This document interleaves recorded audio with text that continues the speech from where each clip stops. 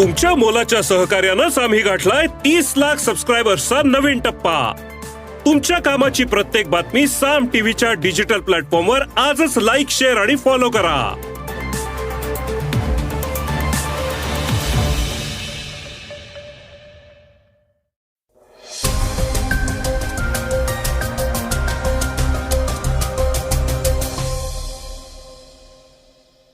नमस्कार, मी गौरी कुबेर. ऐकूयात सकाळचं पॉडकास्ट. गणपती गेल्यानंतर नवरात्रोत्सवाची चाहूल लागते, पण राजकीय कार्यकर्त्यांना उत्सुकता लागते ती दसरा मेळाव्याची. शिवसेनेत 2 गट पडल्यापासून या मेळाव्याबद्दल चर्चा आणि वाद दोन्ही होऊ लागले आहेत. त्याचविषयी आपण ऐकणार आहोत आजच्या पहिल्या बातमीतनं. मणिपूरमध्ये पुन्हा एकदा हिंसाचार उसळलाय. तिथे काय परिस्थिती आहे ते ऐकणार आहोत दुसऱ्या बातमीतनं. बाप्पांच्या विसर्जन मिरवणुकीतल्या आवाजानं मर्यादा कधीच ओलांडलीये, पण ती नेमकी किती त्याबद्दल ताजं सर्वेक्षण काय सांगतंय ऐकूयात तिसऱ्या बातमीतनं. श्रोत्यांनो, आज वेगवान घडामोडीतनं ऐकणार आहोत मेनका गांधी आणि इस्कॉन वाद. मराठा समाजाला आरक्षण शक्य नाही या वक्तव्यावर शेलारांची प्रतिक्रिया, हार्दिक जोशीचा नवा सिनेमा आणि भारतीय नेमबाजांनी आशियाई स्पर्धात घेतलाय पारितोषिकांचा वेध. तसंच ऐन गणेशोत्सवातच रोहित पवारांच्या बारामती अॅग्रोवर कारवाईची नोटीस आलीये. त्यानंतर जे काही झालंय त्याबद्दल ऐकणार आहोत चर्चेतल्या बातमीतनं. चला तर मग सुरुवात करूयात आजच्या पॉडकास्टला. सुरुवातीला ऐकूयात दसरा मेळाव्याची बातमी. दसरा मेळाव्याच्या जागेवरनं ठाकरे आणि शिंदे गटात पुन्हा वाद. दसरा मेळावा म्हणजे शिवसेनेच्या शक्ती प्रदर्शनाचा एक दिवस असतो. मात्र गेल्या वर्षापासनं शिवसेनेतच शिंदे सेना आणि ठाकरे सेना असे 2 गट पडले आहेत. त्यामुळे दसरा मेळाव्याचं हे शक्ती प्रदर्शन भलतंच महत्वाचं होऊन बसलेलं आहे. शिवाजी पार्कच्या जागेसाठी या दोन्ही गटांमध्ये यंदाही भांडणं होण्याची शक्यता आहे. गेल्या वर्षीही अशाच प्रकारे राजकीय लढाई झाली होती. यंदा ठाकरे गटानं शिवाजी पार्क मैदानासाठी अर्ज केलाय, तर शिंदे गट सुद्धा यामुळे सावध झालाय आणि त्यांनीही जागांचा शोध सुरू केलाय. मागच्या वर्षी मुंबई उच्च न्यायालयानं ठाकरेंना शिवाजी पार्कवर परवानगी दिल्यानंतर शिंदे गटानं बॉम्बे कुर्ला संकुलात म्हणजेच बीकेसीमध्ये दसरा मेळावा घेतला होता. मात्र आता बीकेसीत आजूबाजूला विकास काम सुरू आहे, त्यामुळे बीकेसीत मेळावा घेणं शक्य नसल्यामुळे शिंदे गट हा महालक्ष्मी रेसकोर्सवर दसरा मेळावा घेण्याच्या विचारात असल्याची माहिती विश्वसनीय सूत्रांकडून मिळाली आहे.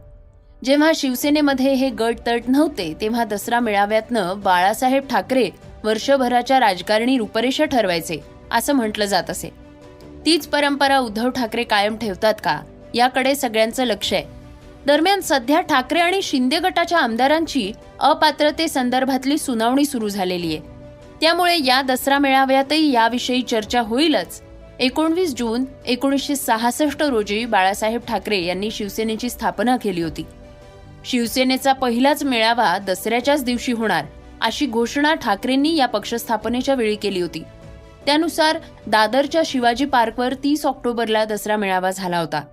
1966 पासनं दरवर्षी दसरा मेळावा होतोय. आतापर्यंतचे असे 2च प्रसंग आले जेव्हा तो झाला नाही. 2006 मध्ये पहिल्यांदाच मुसळधार पावसामुळे मुंबईत मेळावा होऊ शकला नव्हता, तर 2009 मध्ये विधानसभा निवडणुकीमुळे मेळावा आयोजित करण्यात आलेला नव्हता. मणिपूर पुन्हा एकदा अशांत, मुख्यमंत्र्यांच्या घरावरच हल्ला. एप्रिलपासून धगधगत असलेलं मणिपूर आता काहीसं शांत झालं होतं असं वाटत असतानाच तिथला हिंसाचार पुन्हा उसळलाय. आता तर परिस्थिती अगदीच बिकट झालेली आहे. मुख्यमंत्री बिरने सिंग यांच्या वडिलोपार्जित घरावरच आंदोलकांनी हल्ला केलाय. त्यांच्या घराबाहेर स्फोटकं फोडण्यात आली आहेत. याचा व्हिडिओही समोर आलेला आहे. माध्यमातल्या वृत्तांनुसार आक्रमक झालेल्या एका गटानं मुख्यमंत्री बिरेन सिंग यांच्या इम्फाळ इथल्या वडिलोपार्जित घरावर हल्ला चढवलाय. सुदैवानं त्यावेळी घरात कुणीही नव्हतं. गुरुवारी रात्री ही घटना घडली. त्यानंतर सुरक्षा रक्षकांनी हवेत गोळीबार केला, पण हल्लेखोरांनी घराबाहेर स्फोटकांचे स्फोट घडवून आणले. पोलिसांच्या माहितीनुसार 2 गट विविध दिशांनी मुख्यमंत्र्यांच्या घराकडे चाल करून आले, पण त्यांना काही अंतरावरच रोखण्यात आलं. त्यांना पांगवण्यासाठी पोलिसांना अश्रुधारांच्या नळकांड्या फोडाव्या लागल्या. त्यानंतर या संपूर्ण भागातील वीज प्रशासनानं बंद केली होती. त्यामुळे बंडखोरांची दृश्यमानता कमी होईल असा शासनाचा अंदाज होता. यावेळी बंडखोरांनी रस्त्यांच्या मध्ये टायर जाळले. मंगळवारी आंदोलनकर्ते विद्यार्थी आक्रमक झाल्यामुळे यामध्ये 2 विद्यार्थ्यांचा मृत्यूही झाला होता. यानंतर इम्फाळ ईस्ट आणि इम्फाळ वेस्ट या दोन्ही जिल्ह्यांमध्ये पोलिसांनी कर्फ्यू लावला होता. मंगळवारपासून ते आतापर्यंत इथं 65 जण जखमी झाल्याचं कळतंय. विसर्जनाच्या निमित्तानं पुण्यातल्या आवाजाची 100 पार. गुरुवारी अनंत चतुर्दशीच्या निमित्तानं राज्यातल्या 10 दिवसांच्या गणरायांचं विसर्जन झालं. मुंबई, पुणे आदी सारख्या मोठ्या शहरातल्या विसर्जन मिरवणुकीत ढोल ताशांचा गजर होताच, शिवाय डीजेचा दणदणाटही होता. एका सर्वेक्षणात डीजेच्या आवाजाचं मापन करण्यात आलं असता धक्कादायक निकाल समोर आले आहेत. COEP तंत्रज्ञान विद्यापीठ पुणे, पूर्वीचे अभियांत्रिकी महाविद्यालयानं 28-29 सप्टेंबर रोजी ध्वनी सर्वेक्षण केलंय.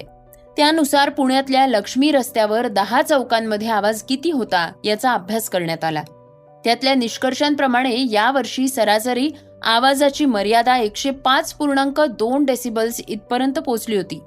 डीजे, पारंपरिक वाद्य याचा अभ्यास शिंदीकर यांच्या टीमनं केला. लक्ष्मी रस्त्यावरल्या 10 चौकांमध्ये 24 तासांमध्ये आवाजाची पातळी फारच जास्त होती. औद्योगिक क्षेत्रात 70 ते 75 डेसिबल्स, व्यापारी क्षेत्राच्या परिसरात 55 ते 65 डेसिबल, निवासी विभागात 45 ते 55 डेसिबल, शांतता क्षेत्रात 40 ते 50 डेसिबल इतकी आवाज मर्यादा घालून दिलेली आहे.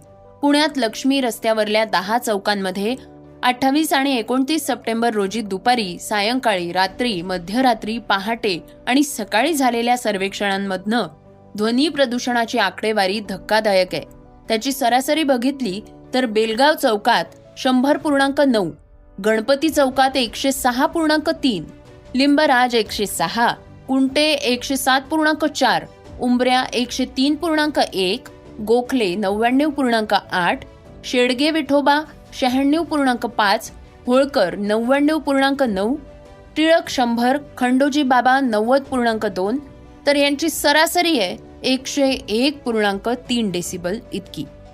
इतक्या मोठ्या प्रमाणात ध्वनी प्रदूषण झाल्याचं आता कळतंय.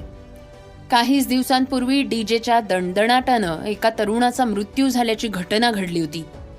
यंदाही पुण्यातल्या मावळ इथं ही दुर्घटना घडलेली आहे. मावळमधल्या शिंदे कुटुंबातला लहान मुलगा मृत्युमुखी पडल्यामुळे आपल्या घरासमोर डीजे लावू नये असं आवाहन या कुटुंबानं केलंय. त्याचा राग येऊन मिरवणुकीतल्या 21 जणांनी प्रशांत शिंदे आणि त्यांच्या कुटुंबियांना बेदम मारहाण केलीय.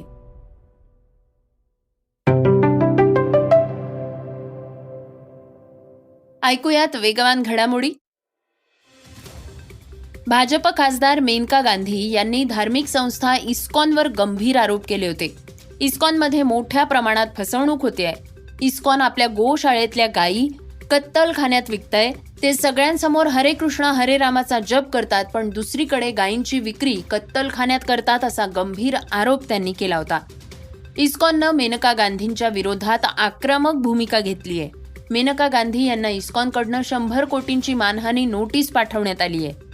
या प्रकरणी कायदेशीर खटला चालवला जाईल आणि तो शेवटपर्यंत लढला जाईल असं इस्कॉनचे उपाध्यक्ष राधारमण दास यांनी म्हटलंय. मराठा आरक्षणाचा मुद्दा गेल्या काही दिवसांपासून चांगला चर्चेत आहे. मराठा समाजाला कुणबी प्रमाणपत्र द्यावं यासाठी मनोज जरांगेंनी हा मुद्दा उचलून धरलाय.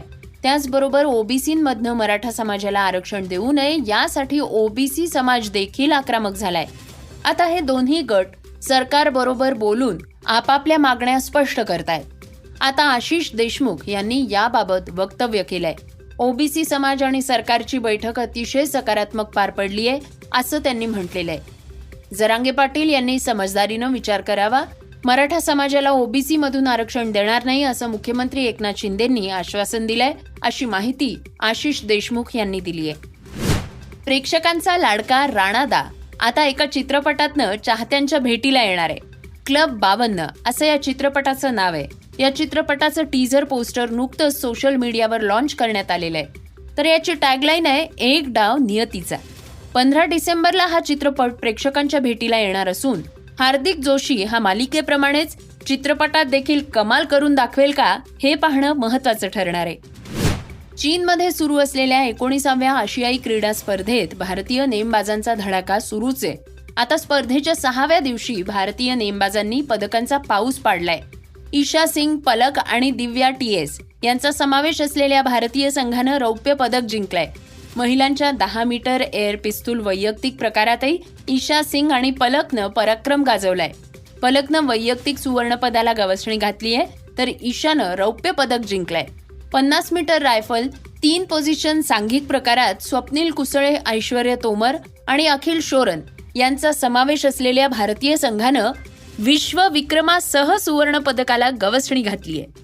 त्यांनी अंतिम फेरीत 1769 स्कोअरसह सुवर्ण पदकावर नाव कोरलंय. हा विश्व विक्रम असल्यामुळेही त्यांच्यावर कौतुकाचा वर्षाव होतोय. श्रोत्यांनो, ऐकूयात आजची चर्चेतली बातमी रोहित पवारांच्या बारामती ॲग्रोबद्दल. रात्री 2 वाजता या प्लांटला महाराष्ट्र प्रदूषण मंडळाची नोटीस आली आहे आणि एकच खळबळ माजली आहे. काय झालंय नेमकं जाणून घेऊया चर्चेतल्या बातमीतनं. रोहित पवारांना दिलासा, बारामती ॲग्रो प्लांटवरली बंदीची कारवाई टळली. राष्ट्रवादीच्या शरद पवार गटाचे आमदार रोहित पवार यांना हायकोर्टाकडनं मोठा दिलासा मिळालाय. त्यांच्या ॲग्रो प्लांटवरली कारवाई तुर्तास थांबवण्यात आलेली आहे. रोहित पवार यांच्या बारामती ॲग्रो प्लांटवर 28 सप्टेंबरला रात्री 2 वाजता महाराष्ट्र प्रदूषण विभागानं कारवाई केली होती. त्यानुसार त्यांना 72 तासात प्लांट बंद करण्याची सूचना देण्यात आली होती. संघर्ष करताना ठोस भूमिका घ्यावीच लागते, त्यामुळे अडचणीत आणण्याचे प्रयत्न होत आहेत, पण म्हणून संघर्ष थांबवायचा नसतो, भूमिका आणि निष्ठा बदलायची नसते, ही महाराष्ट्राच्या माणसाची खासियत आहे, असं मत रोहित पवार यांनी व्यक्त केलं होतं. तसंच ही कारवाई राजकीय वैमनस्यातनं करण्यात येतेय असा दावाही त्यांनी केला होता. बाकीच्या वेळी सुस्त असलेली यंत्रणा या सूडबुद्धीच्या कारवाईच्या निमित्तानं का होईना पण तातडीनं कामाला लागलीय याचा आनंदच आहे, अशी कोपरखळीही रोहित पवार यांनी मारली आहे. त्यांनी न्यायालयात याबद्दल दाद मागितली होती. त्यामुळे न्यायालयानं 6 ऑक्टोबरपर्यंत कारवाई न करण्याचे आदेश महाराष्ट्र प्रदूषण नियंत्रण मंडळाला दिले आहेत. ही स्थगिती मिळाल्यावर रोहित पवारांनी समाज माध्यमांवर मेसेज टाकलाय आणि न्यायालयाचे आभार मानले आहेत. तसंच पुन्हा एकदा राजकीय द्वेषाचा मुद्दा मांडलाय. अशा पद्धतीनं वागणाऱ्यांचा सूड जनताच घेईल असा इशाराही त्यांनी दिलाय. श्रोत्यांनो, हे होतं सकाळचं पॉडकास्ट. आजचं सकाळचं पॉडकास्ट तुम्हाला कसं वाटलं हे आम्हाला सांगायला विसरू नका. यूट्यूबवर सुद्धा तुम्ही हे सकाळचं पॉडकास्ट आता ऐकू शकता आणि त्या माध्यमातून तुमच्या प्रतिक्रिया, तुमच्या सूचना आमच्यापर्यंत पोहोचवू शकता. सगळ्यात महत्त्वाचं म्हणजे सकाळचं हे पॉडकास्ट तुमच्या मित्रांना आणि कुटुंबियांना नक्की शेअर करा. तर आपण आता उद्या पुन्हा भेटूयात. धन्यवाद. Script and research Swati Ketkar Pandit, Neelam Pawar.